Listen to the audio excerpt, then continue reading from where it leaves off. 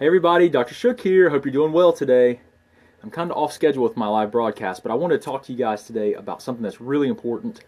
There's so many topics that we could go through, and so what I'm trying to do is just give you guys a little bit of information each day, and we've got hundreds of videos that you guys can go and look at, and you can learn for yourself. But today I want to share with you guys a really important information on a hormone that is usually not checked in a conventional through a conventional approach. Usually your primary care physician is only going to check TSH, and then if the TSH is high, then they think that your thyroid hormone levels are low, and a lot of times that's what they're going to use to give them information on your thyroid hormone levels. They're going to use TSH alone, and occasionally people will get free T4, free T3, or they'll get total T4, free T3.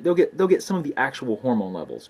So most physicians only do TSH, and then a lot of people, hey Karen, and a lot of people, what they'll do is they'll read and they'll learn from people like me, and then they'll go ask their doctor, hey, will you order T4, like total T4 or free T3? And most of the time the doctors won't do it.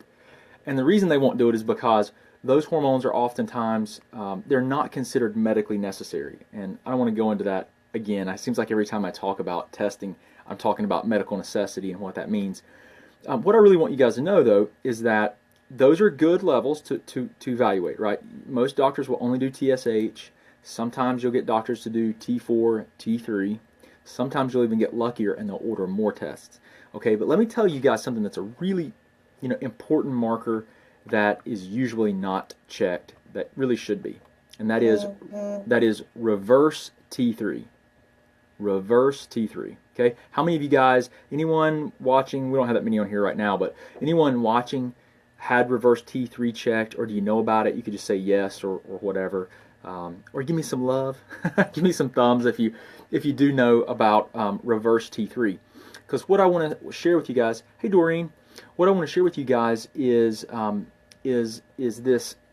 I want to talk to you about reverse T3, and I want to talk to you about free T3, okay? Because I'm going to give you some background information so you can understand the hormones first, and then let's talk about them and what's so important. Hey Lori, thanks for giving me feedback. Thank you for the hand up.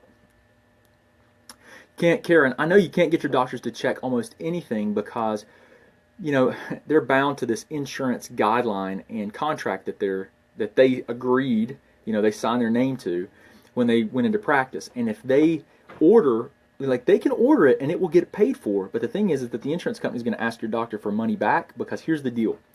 If you go into your doctor and you have your hypothyroid and you have Hashimoto's or whatever, the thyroid issue is, the only treatment that they have for you is a thyroid hormone. That's it. And I'm not saying they're bad people. They're not. I'm just want you to understand there's one thing that they can do. They can give you a thyroid hormone. So according to the insurance company, the only thing that's necessary to determine if you need thyroid hormone is a TSH, nothing else. If TSH is high, thyroid hormone. If TSH is not high, then you don't need thyroid hormone. And any other test that your doctor would order will not change their treatment plan of you. Okay, that's the simplest way to put it. So they won't often order it. I'm not saying it's right, and I'm not trying to defend it, but I want you to understand kind of where it's coming from. And your doctors aren't bad people, but they don't understand a lot of the stuff we're talking about, guys. And it's not because they're not intelligent. They're highly intelligent people. They just haven't been exposed to this type of dysfunctional practice.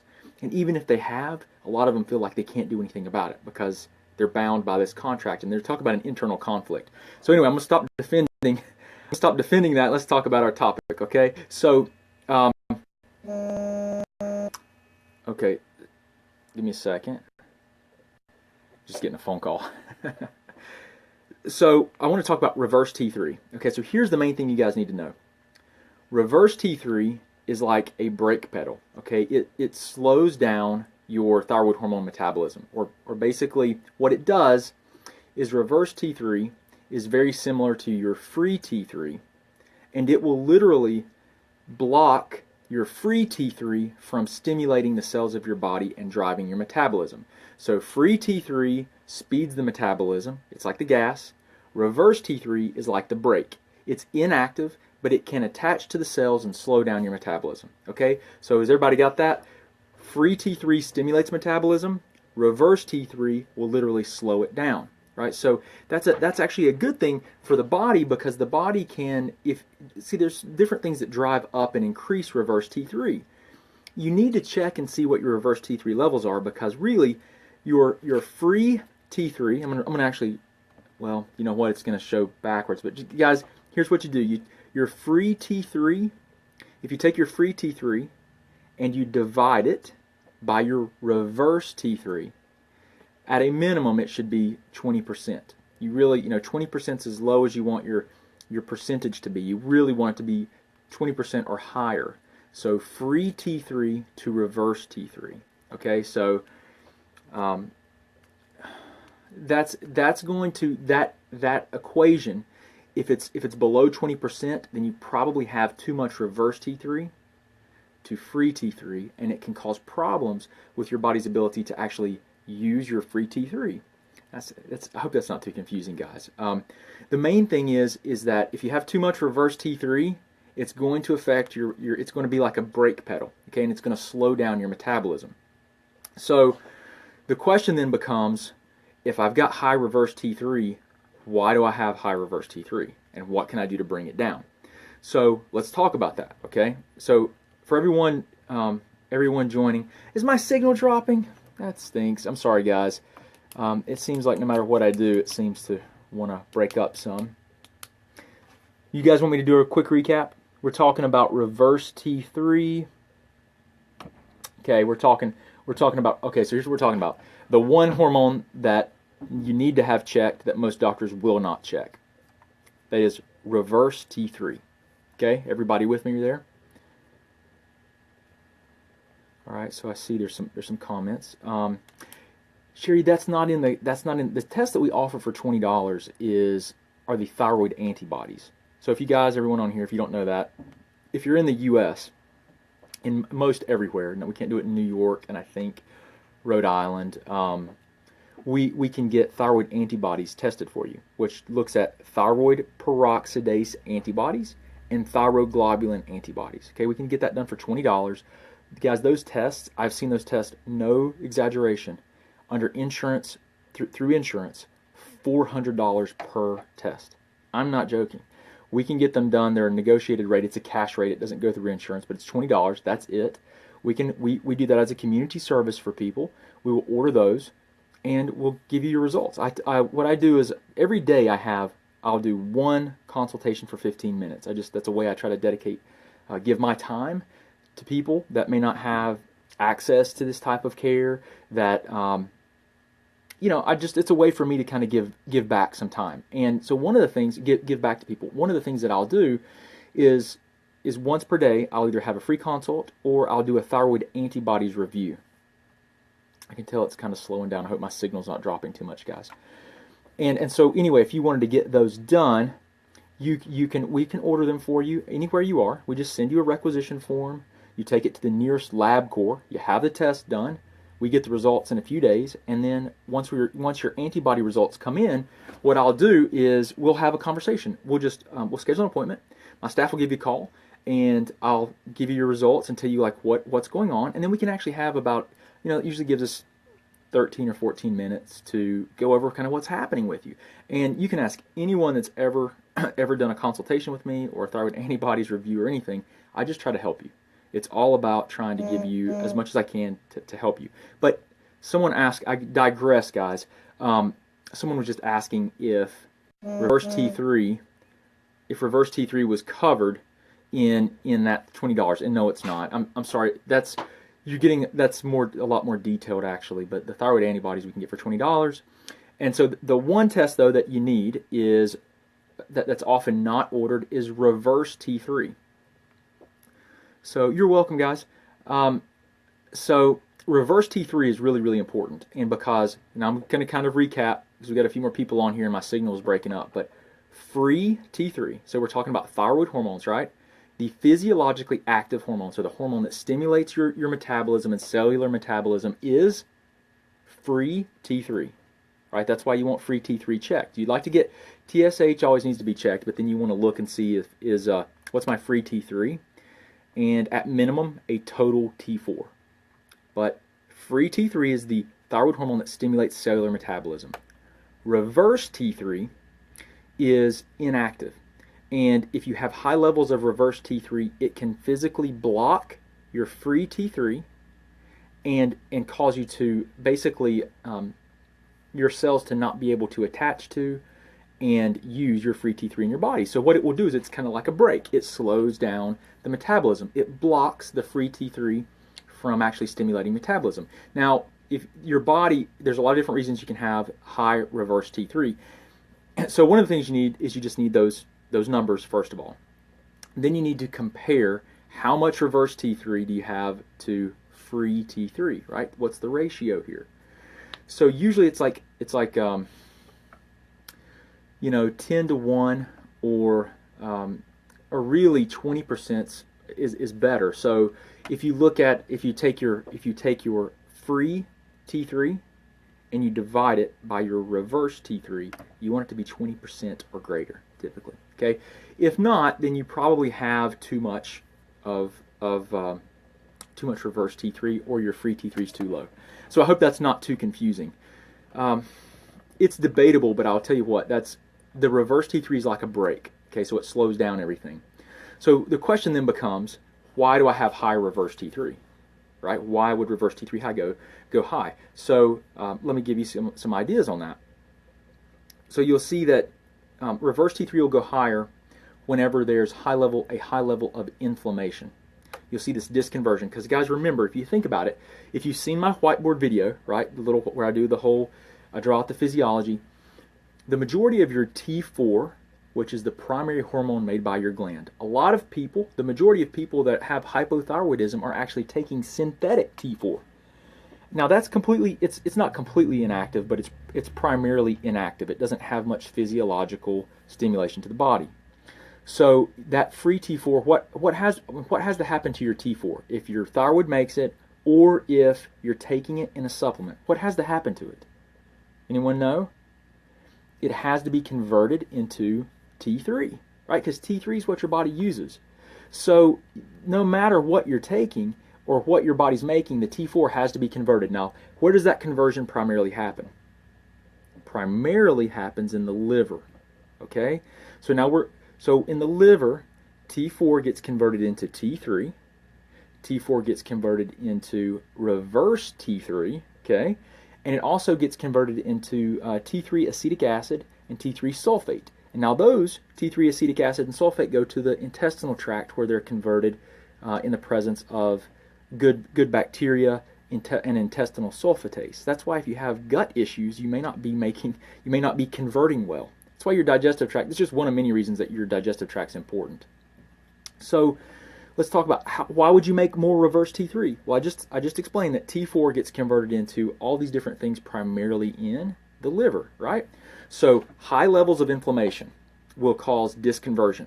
So it can cause you to have T4 convert into reverse T3 at a greater rate. So if your C-reactive protein's high, if your homocysteine's high, these are all things that we need to look at. That's why we always look at that stuff whenever I order, expanded labs. All right, the second thing is nutrient deficiencies. Okay, so nutrient deficiencies can do that. If you don't have adequate the minerals that are needed for this conversion process, then you can have disconversion as well. So you'll have some problems with the conversion. You can make more reverse T3. Cortisol, stress hormone cortisol, can be an issue as well. And iron. Iron is really important too. So these are some of the most common reasons we see higher reverse T3 than we want. And we always have to, if we see high reverse T3, we need to be paying attention to that. Now I want to mention one other thing. One other reason you might have high reverse T3 is because your thyroid medication dose is too high. Something I've seen before. I actually had someone, when I work with people in other countries, it can be a little bit more challenging because different countries it's more difficult to get lab testing. But one of the things that I'm typically able to do is look at a history and have a pretty good idea, in most cases, not all cases, because we're all complex and there's a lot of different things that can happen. But I can determine from a case history a lot of times what the most likely problem is, or most likely what the problem is, I should say. And so I know I had someone in France. I think it was France. Anyway, the healthcare system, we couldn't get any labs done really, but I knew certain levels that were too high, like her thyroid hormone levels, and I just suspected, she's had all this fatigue and these issues, and I suspected her dosage might be too high. So I talked to her about speaking with her doctor, and sure enough, she spoke to her doctor. They decreased the levels, and it was a night and day difference. Now, so here's the thing: if you have too much hormone coming in, like too much T4, you might be creating this. You might be having a lot of disconversion to reverse T3, and have a lot more reverse T3 than you need, and that will put the brakes on. So here's the thing: if you get TSH and T4 and T3 and everything looks good, is that the whole picture? No, it's not the whole picture. Why might you still feel bad? Well, one of the many reasons is reverse T3 could be too high.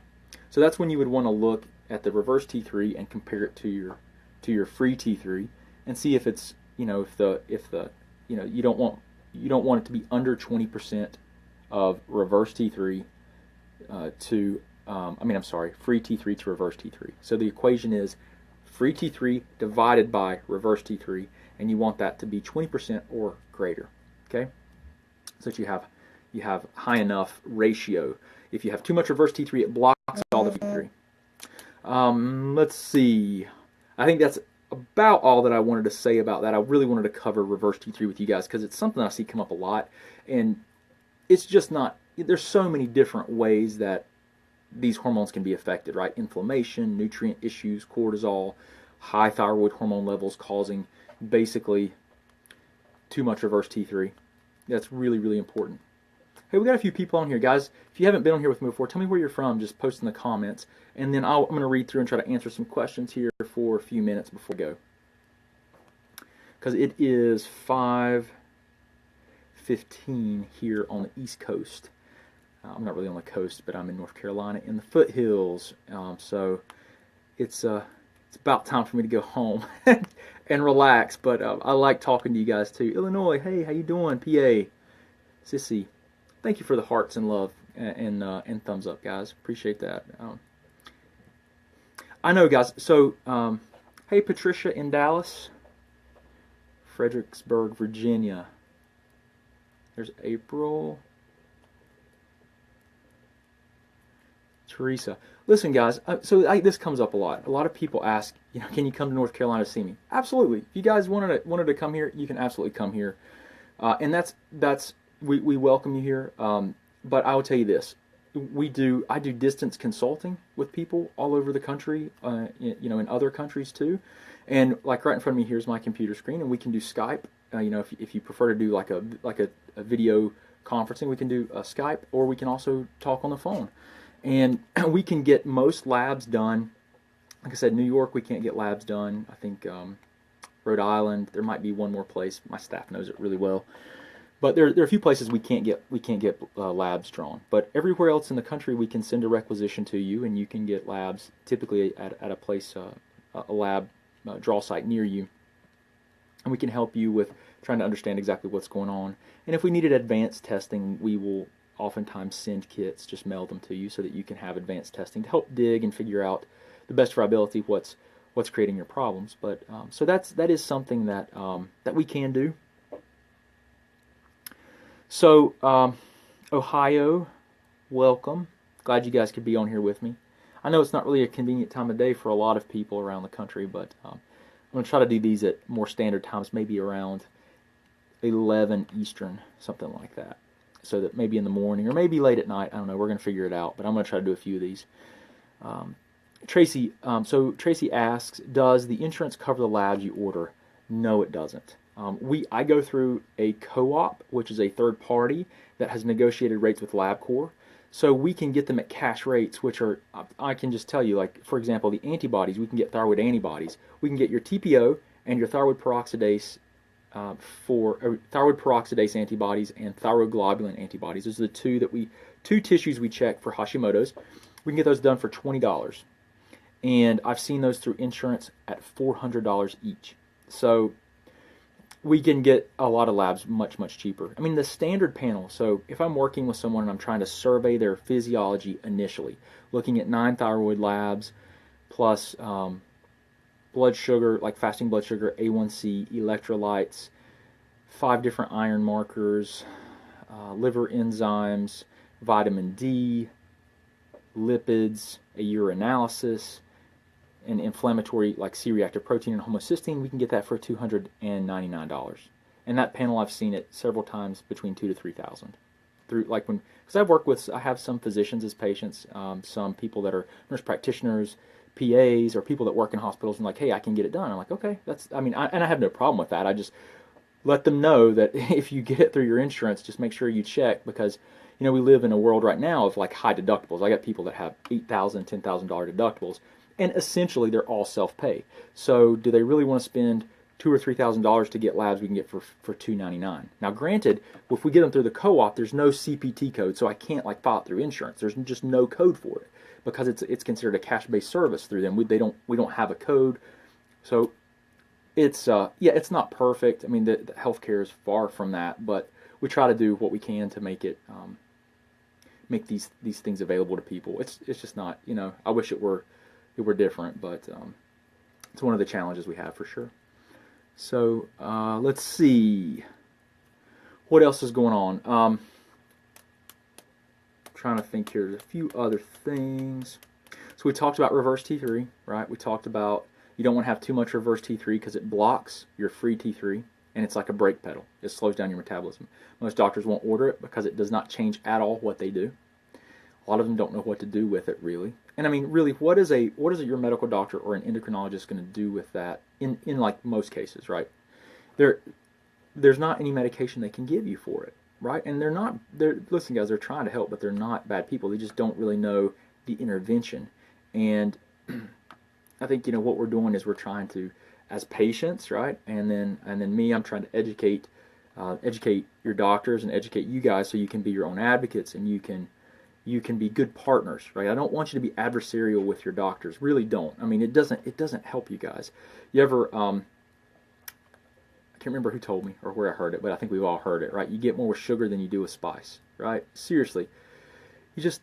It never is beneficial to really go head to head with your doctors because it puts them on guard. And I'm not saying that they're right, and I'm not saying you're not justified in doing that, but I tried never to do that. It just complicates the relationship, right? And you end up having to find someone else, and then it's just not, we don't even waste time really talking more about it. But just try to be good partners. That's what I'm trying to teach you guys, how to become empowered, really. So, what else is going on? Amanda, she was asking about insurance. I'm going to tell you, I worked in the insurance-based model for several years, and we had so many problems because, quite frankly, functional medicine is not covered. And some people will say, well, yeah, it is, and because I go to a doctor that takes it. And all I can tell you is I don't know, they're being creative with their billing. We saw major problems with it. So I just said, look, I'm not, for one thing is, you got to realize, guys, whenever your doctors are in like an insurance plan, right, they're in a contract. If they do something that's against that plan, they're bound by their contract. They have legal and financial repercussions, and it's just not that easy. So I just said, you know what, I'm not going to be part of an insurance company that dictates to me how I can care for people, because what we're talking about, I'm telling you, all the things we talk about, it's not considered the standard, right? The standard is like TSH, like getting TSH, and that's what you do for the thyroid, and that's primarily it. And I just said, you know what, I can't be part of a system that's going to treat me like I've done something wrong if I order more tests. So that's why we don't work with insurance right now. If we could figure out a way, we would do it, but that's not where we are currently. So we're talking about reverse T3. Want to make sure you guys understand that, and I hope that's clear. I'll try to answer a few questions. I'm going to leave here in about 5 minutes, though. Okay, guys. Yeah, Gwendolyn, we have to just, Gwendolyn says it's a shame we need more functional medicine doctors. We do. Guys, it's kind of a, it's like for anyone to learn functional medicine, it's like you start over from any kind of traditional training you had. Like it doesn't matter what your background is. If you're a primary care physician, it's starting over. I promise you. I've talked to numerous primary care physicians, and they're like, this is fascinating. It's exciting. I like it. I like the idea, but it's like starting over. And you know what? It is. I mean, I've been studying this stuff for over 10 years. I've been my own guinea pig. And every day you learn more and you're just like, "Oh my God, I don't know anything." You're like, "I don't know." And you're trying to figure it out. It's just complex and it is really like starting over. So we do need more functional medicine doctors. And what we really need though is we need more of you guys to be super empowered. That's what we need. We need to be able to create a we need a way to educate people so that you guys can help yourself, because there's no amount of doctors that are going to fix everyone in the United States or the world. It's going to take public education is what it's going to take, and it's going to take people having tools to help themselves. It's just we've got an epidemic on our hands from, it's not just thyroid issues, it's really autoimmunity, diabetes, and I mean, there's some simple places you can start. Like I do this every time we talk, right? So where do we start, guys? All right, everyone, I know some of you have been on my call, so like, what's the first thing I'm going to tell someone says, "Hey, I'm autoimmune"? Where am I going to say, "All right, this is where you got to start"? I know you guys know, and there's a bunch of you out there. If you just comment, like, what's the first thing I'm going to tell someone to do if they say, "Hey, I'm autoimmune, what can I possibly do to help?" I'm going to tell them exactly. Gwendolyn got it. She was the first one. AIP is a good place to start. I love it. Tracy said diet. Everyone's saying diet. It's absolutely like if you're going to want to do something and you want to do something completely free that you can find. Autoimmune paleo is a dietary approach that we've seen from a functional medicine perspective have some very positive impacts on people's health, and especially those that are autoimmune.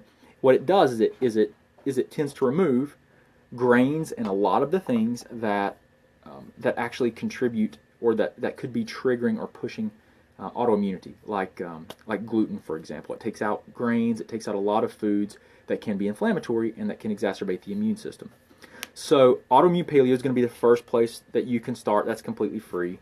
The second thing that you might want to do, I mean, really, you need a diagnosis first, right? I mean, if you don't know what's wrong with you, then obviously that's where you have to start. But autoimmune paleo is a really, really good place to start from a dietary perspective. And sometimes that's really all you might need. I mean, there's a lot of people that change their diet and you would think you worked some kind of miracle for them. They're just so much different and better.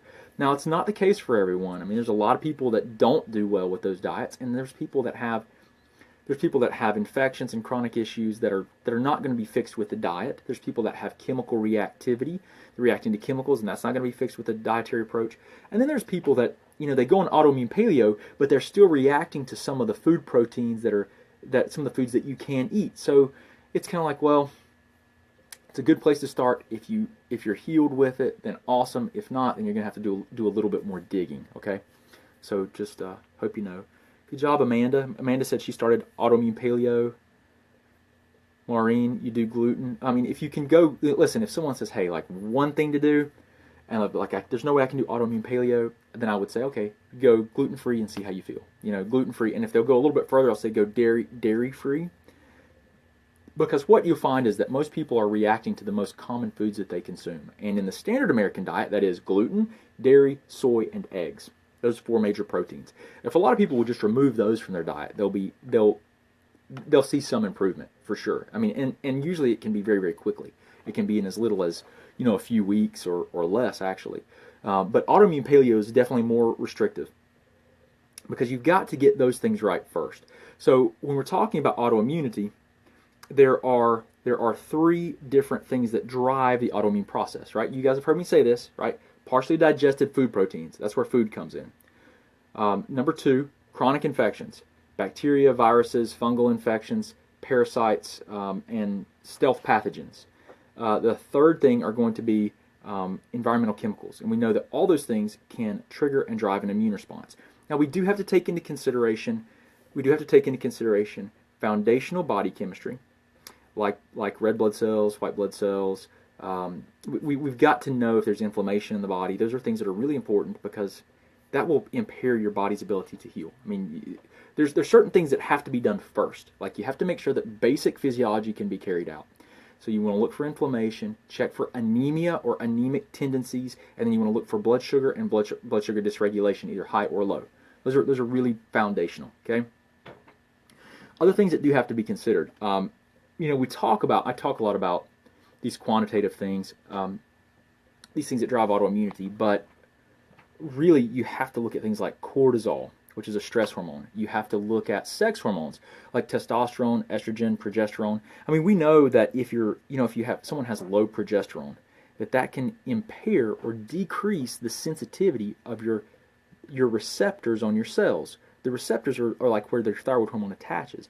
So if you have decreased thyroid hormone sensitivity due to low progesterone, that's a problem, right? So there's hormones and everything. It's all relative, and you don't have to do like all those things to figure out like what's going on. If you have access to that, then that's amazing, and it can give you some great information to make decisions. But if you don't, and all you can do is diet, then there's nothing wrong with that. There's a lot of great, you can really in a lot of cases benefit tremendously from just changing up your diet and trying like an autoimmune paleo approach. And the thing is, guys, here's the thing this is my opinion on it and my approach. None of this stuff should be forever. So we have people, when I work with people, a lot of times they're on some kind of diet for a while that removes inflammatory foods or foods that are triggering an immune response, and then they're taking some kind of nutritional supplementation to support their body's chemistry. But none of that stuff should be forever. I'm not an advocate of taking a lot of stuff. I mean, I use a lot of supplementation with some of my patients. They'll tell you they'll tell you that they take a lot of supplements in some cases, but I try to be as conscientious about that as I can to not give someone too much. And then at the same time, we're always working to reduce what they're taking, right? And to be as specific as possible in what we're supporting. So, but again, the good place to start for you guys is really to start with food. Our food is so terrible. Our commercial food that's available in the U.S. for the most part is just killing us. It's full of these disgusting preservatives. It's not real food. It's a food-like product. If it wasn't found on your grandma's table, then it's probably not something you should eat, guys. That's a fact. I mean, if it wasn't found there, it's probably not something you should eat. There's too many food-like products, and they're really killing us. Angela asks, will vitamin D help with Hashimoto's? It's very important. It may help with your Hashimoto's. It's always something I check. Always. I always check vitamin D because vitamin D it helps with immune system regulation. Okay, so if it helps with the production of something called regulatory T cells. Now you can imagine if you're autoimmune, your immune system's attacking your body, which it should not do. So there's no regulation. There's not good regulation there. If your vitamin D is low, you need to take enough vitamin D so that you improve the regulatory function, and that's really important. Yeah, Gwendolyn, no processed foods, absolutely. Samantha asked about what supplement brands do I like. I mean, I use a ton of different supplement lines. If I was going to pick like one supplement line that I like the most, it's Apex Energetics. It was formulated, a lot of it was formulated, the K line was formulated by Dr. Karazian. If you guys don't know Dr. Karazian, he's like one of my, I respect him highly. He's the guy that's taught me the most about this approach to supporting the thyroid. And every time I learn from someone else, it makes me appreciate Dr. Karazian because he's just so brilliant. So he's formulated Apex Energetics. He formulated their K line, and he's a phenomenal clinician. He's a Harvard researcher right now. Dr. Karazian is doing so many things to help you guys out. He's teaching people like me to help you. Yeah, you can. Christy says, "Hey, can you take too much vitamin D?" Yeah, you definitely can. The levels that we see on the lab ranges are 30 to 100. It's a very broad lab range. I like people to at least be at 50. If they're autoimmune, my target's about 70. Like the top 3/4 of the lab range, okay, is really where you should be. Toxicity with vitamin D, it's not really well known. It can cause hypercalcemia, like high calcium. but we don't really know for sure exactly like what those are. There's different research studies that there are different research studies that show that the toxicity level could occur, 200, 400 blood serum levels. It just really depends. I mean, I would say it's a lot safer than taking most over-the-counter medications. You don't hear of a lot of people overdosing on vitamin D and dying. Like, I mean, you just don't hear about it, but you hear of people taking too much of, acetaminophen or what. There's ibuprofen, and you hear of people dying from that, and I think it's a lot safer, has a lot safer profile. But I shoot for blood serum range around 70 is usually pretty good to help improve immune regulatory function. You can take too much though. Yeah, you sure can. Really anything can be a poison, guys, in the right dose, right? If you take too much of anything, it can be a poison. So anything, food, anything.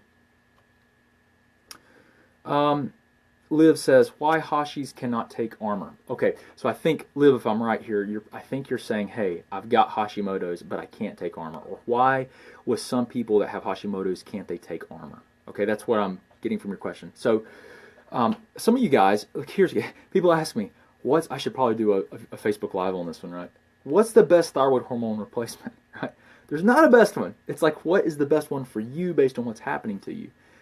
This is my observation that I've seen, that sometimes people will take, they'll take armor or something, and they might have a negative reaction to it. And armor is like the NDT, right? Natural desiccated thyroid hormone, and it is bioidentical. It's the same. You're taking T4 and T3, and it's the same that your body produces. Same chemical form, same structure. It's not synthetic. It's bioidentical. So if you're already autoimmune, think about this for a second, guys. If your immune system is already attacking here in the thyroid, if it's already attacking TPO, thyroid peroxidase, which is the most common target for Hashimoto's, if it's already attacking thyroglobulin, a protein in the cells of the thyroid, often found with Hashimoto's, then you're already attacking tissues right here. Now, what else is right here?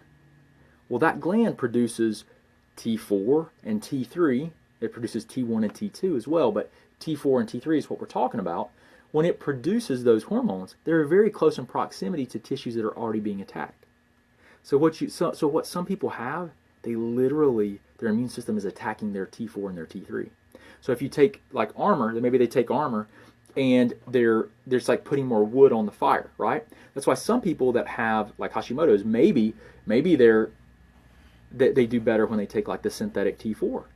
And maybe that's because it's synthetic, so it looks different than the bioidentical T4, and their immune system doesn't attack it. So that's one thing, right? Some people are really poor converters of T4 to T3. You can do all the gut work you want to try and improve their gut. You can support the liver. You can make sure they have nutrients that are in place, and they just don't convert T4 to T3 well. It's really complex. You just do the best you can, and if they don't, then maybe that's the person that needs like the NDT, or that does better with the NDT, right? Which is the natural. That's like Armor, WP, Thyroid, Nature-Throid. Those are the desiccated hormones. That's something that might be appropriate. I mean, that's just been my observation, and there's not really a better hormone. It's really just like, well, what's happening to this individual person, and that's just what I've observed. You can oftentimes see that will occur. Something like that might occur. What else, guys? What else? Depending on the person. I'm sorry, guys, if I'm missing a bunch of comments. There's lots of comments, and I appreciate the interactivity and you guys giving me some thumbs. It lets me know y'all are listening out there. Liv, you're welcome. Kim, it's kind of like, it's basically like a trial and error then for your own body. And I mean, really, I try to be straight up with you guys. It kind of is like when you're looking at those things, you've got to. Everyone's unique, right? And I mean, so it helps if you have someone that has a little bit of experience and can like help you look at this and figure out what's going on. Like, I work with a lot of people's primary care physicians. Look, guys, I want to tell you something. Like, I am a big fan of team environments. Like, let's put our heads together and let's see how we can help this person. That's really what I'm a huge fan of. That's what the kind of environment I like to work in. That's really, really important. I think, unfortunately, unfortunately, a lot of doctors don't want to do that.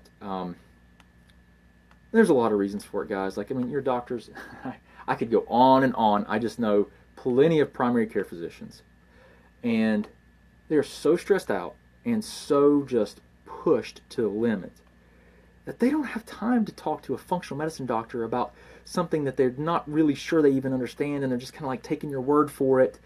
That's why really there's a need for like integrative clinics, right, where you have people that are teams, really to work and have nutrition and someone that specializes in functional medicine and really a good team is important. Let me see. So, hey Wendy, thank you for that compliment. I'll do everything I can to help you guys out and teach you right here. Let's see, I'm just reading some comments, guys. So post questions if you got them. I'll try to answer some of these. Some of them are really complex, so I can't even really like venture into it because I'd have to get like responses. Resistance. Let's see. Yeah, Candace. Hey, Candace says, do you have any tips about hair loss with Hashimoto's? I have a lot of hair loss. Yeah, I'll share some information with you on that. Okay, so let's kind of go through a few things. I talk about this a lot because, listen, the most common complaints we get are, what's the number one complaint with thyroid issues, guys? It's going to be either one or two: fatigue and or can't lose weight. Those are like the ones that usually are there. But a close one that comes soon after is called hair loss. It's like hair loss. That's a huge issue. And so Candace was saying, hey, do you have any tips about hair loss? Yeah, I sure do. All right, so the first place to start with hair loss is blood flow. Blood flow, okay? And so here's a good way to figure out if your blood flow is good or bad. Just take your hand and touch the tip of your nose and tell me if it's cold. Is the tip of your nose cold? Okay? Are your hands cold? Are your feet cold? If that's the case, you're probably not perfusing blood well, meaning you're not getting blood to the scalp. I need a haircut. I will be getting my haircut tomorrow. You're not getting blood flow to the scalp, okay? Blood flow is important because think about this. Everybody's like, "Oh, I need to take biotin and nutrients and all these other things." Like that's what I need to do, right, to get blood to get my hair to grow. Guys, that's like further down the list. So if you take a bunch of vitamins, you got to be able to absorb them. So you need to have a healthy gut, right? So you need to be able to absorb your vitamins so that they can get into the bloodstream. But then what happens if you don't have good blood flow? What if your blood pressure's low all the time? You're not going to have enough pressure to push the blood through the arteries to the scalp, to get the iron there, to get the biotin there, to get the nutrients, the oxygen, to get the follicle to grow. Blood flow is huge with hair loss, and it's the most common thing that I see missed. Everybody talks about the nutrients needed to grow hair. I'm thinking about, can you get the blood to the hair so the nutrients can even be delivered, right? So blood flow is huge for hair. It's huge. Now, so how do you improve blood flow? It's a good question. The most common thing that you'll see with Hashimoto's, right, or an autoimmune condition with decreased blood flow, is that you have decreased. Oh man, it gets kind of technical, guys. The inflammation, right, from the autoimmune process, it will affect a system called the nitric oxide system of the body. Okay, so the nitric oxide system has like 3 divisions. Okay, 3 divisions. One of those is responsible for increased blood flow. Okay, the inflammation from the autoimmunity will dampen that system. It's called the endothelial nitric oxide system. Okay, and the inflammation will dampen it, meaning decrease its effectiveness and its activity. And what that does is that causes you to lose blood flow, to have decreased blood flow and perfusion. So that is not good when you're trying to grow hair, right? Because we need to get blood to the scalp. So if you're autoimmune and the autoimmunity is unchecked, and it's causing a decrease in endothelial nitric oxide, which is, it's kind of technical, but I don't really know how else to say it. I could just say autoimmunity decreases blood flow, but I want you guys to I want to qualify that a little bit. It decreases blood flow, and so one of the best things you can do is that if you're autoimmune, you need to identify the drivers of the autoimmunity. So if it's like, of course, if it's, again, foods, partially digested food proteins, chronic infections, environmental chemicals, right? I mean, those are the main things. Remove, this is the process. Detect the things that are flaring and that the immune system is reacting to. Then step 2, remove them from your diet, from your environment. If it's some kind of infection, you do your best to kill it, right? Step 3, repair, right? That's where you start really using specific nutrients and herbs and things to help support recovery of the body. Let me tell you something, guys. If you've been hypothyroid, if you've had high inflammation for years, if you've had blood sugar issues for years, if you've been anemic for years, I'm going to tell you something. It takes time. It's not a quick thing, because I want you to realize something. Inside of every cell of your body, you have these things called organelles. It's just all the stuff inside the cells that make the cell function. It's like the pieces, the parts of the engine, okay? So you have this one organelle. These are the things inside of a cell, all the cells of your body, called the mitochondria. Has anyone ever heard of a mitochondria before? Some of you, I'm sure, have. Some of you are going to be like, I don't know what you're talking about. So I'm going to try to just explain it as best I can. So the mitochondria produces energy. It takes, basically the mitochondria takes blood sugar and oxygen and produces energy. And the energy that it produces is what stimulates your metabolism and allows everything to heal, repair, grow, okay? And when you have all these problems with inflammation, low thyroid hormone, blood sugar dysregulation, and all these problems, you will uncouple, that's the term, the mitochondria. You will damage the mitochondria of your cells. And when you damage the mitochondria of your cells, you do not produce energy efficiently. So guess what? You've got to unwind all the stuff that's happening the best that you can, and you've got to continue living a very clean life focused on being healthy, so that you can give those mitochondria time to repair and heal. Guys, you're talking 6, 12, 18 months for mitochondria to repair. But you'll get there. You just have to be persistent. I mean, that's the main thing. You can't quit. You've got to just be focused on being healthy and just be determined to. You've got to make, a lot of people, they come into it too and they're like, oh, I hate all this. I don't want to do this diet. I hate these supplements. Me too. I would like it to be a lot easier. I like it to be a lot easier. But the fact is that when you embrace it and you can guys, you can come out so much. I've seen so many people come in and they feel sick and unhealthy. And if they just stick with it, they come out so much healthier on the other side than they ever thought they would be. And it's just, that's so encouraging.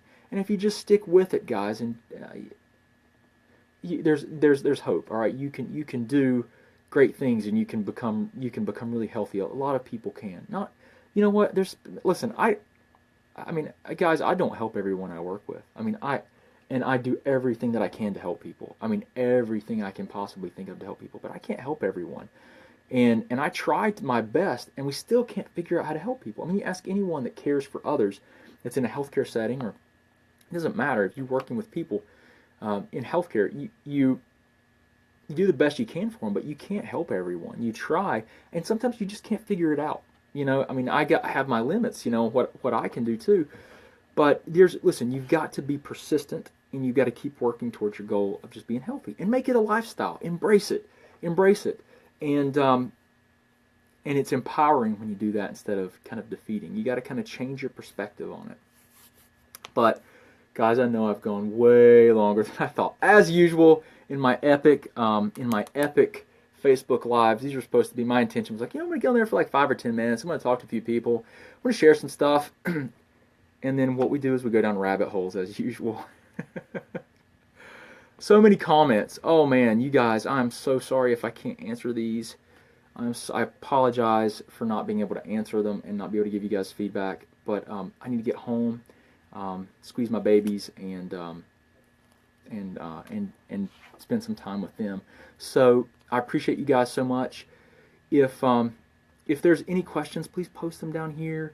Please give me some thumbs up and some hearts if you enjoyed this and you liked it.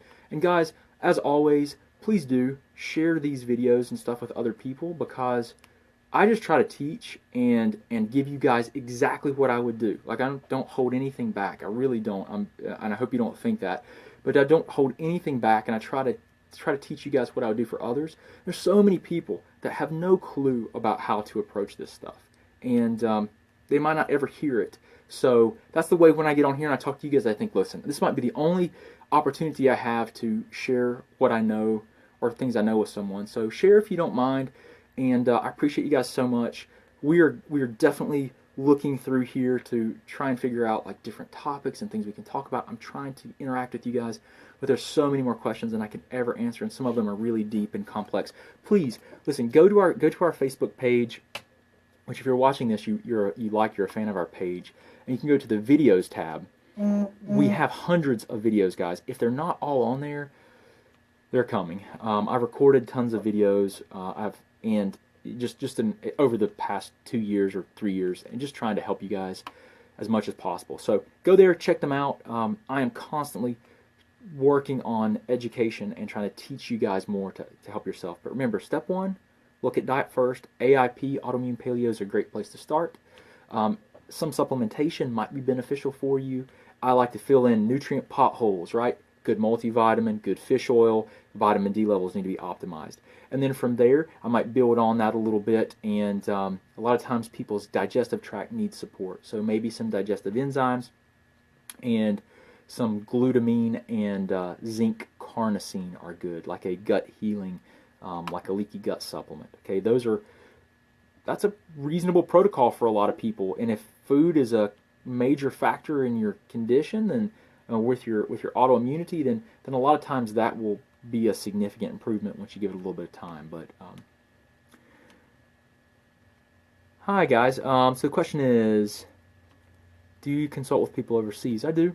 Yeah, we've consulted with people everywhere. It seems like everywhere. I know it's not everywhere, but all over Europe. A few people in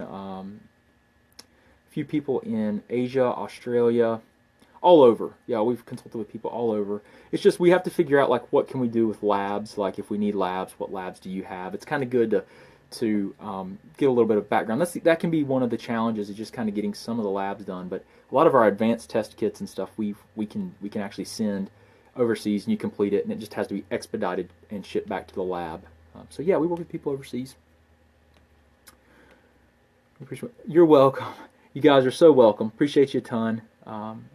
You are welcome, Karen. I would love to come to Germany. You know what? That might be something one day that we do. We're going to figure out, as technology evolves, we are going to figure out ways to travel and do this. And I don't know. I'm just trying to figure out how I can help more people. You know, because there's only one of me, and like, so how can I help more people? And so the best thing I think I can do is teach and try to empower you guys with information that I think is really immediately usable, and that's also relevant to maybe what you're going through. Like, all right, so where do I start with this? At least give you information so that if you're looking at a doctor or a practitioner, you can better evaluate, might this be a good fit for me? So that's what I'm trying to do. In no way am I trying to create an environment that's adversarial with your doctors, because there's not enough doctors, and you really just trying to teach you guys to be more empowered and better partners, and even better coaches for your doctors that are willing to like work with you. Because what we're talking about is functional medicine, guys. This is all functional medicine, and it's legitimate. I mean, there's a lot of tremendous value in it. People are tired of being treated with just medications. They want to have vibrant health, and we know that a lot of times our medicine is in the U.S. is not focused on addressing root drivers. And it's not that they don't want to, guys. It's just the system. It's really, everyone means well, but it's just the system. You got to understand that, right? Don't think that they're bad people. It's just the dang system is what it is. So, but anyway, I'm going. I'm going. I know. You know what's so funny is you guys always think more about me, I think, sometimes than I do. Like Sonny's telling me, hey, get home. I'm going. I'm going. I appreciate you guys so much. Hey, please give me some hearts and some love. Give me some thumbs. And share this with other people. If you have other questions, guys, reach out to us. Remember that I do one. I can only do one a day, but I do one like 15-minute consultation. They're free. You can go to our website and request that. My staff will contact you. If you need thyroid antibodies checked in most places, we'll get that done just so you can check it and see if it's there. We can do it really affordably. It's only $20. There's no other fees or anything for that. And if you guys need help, if you're stuck, then maybe we might be able to work with you, like distance consulting or something. Or if you want to travel to North Carolina, you're welcome to come in and see us. We're here too. But really appreciate you guys, and I hope you have a wonderful, wonderful day. Thank you for the wonderful compliments. You guys are super, just wonderful. Hi, Audra. Thank you. I appreciate that. I'm going home. I'll see you guys. Have a wonderful, wonderful night. Hope this helps you out, and I'll talk to you again soon. Thanks. Hey guys, Dr. Shook. Thank you for viewing our videos. I hope they help you out. If you want to, just subscribe to our channel somewhere here. You can watch a video that YouTube's actually selected for you, so hopefully it'll help you out. If you need any other information or resources, just look in the description. We've got links to our website, to our 9 lab test guidebook, and everything else that we do. I really appreciate you, and I hope you guys have a great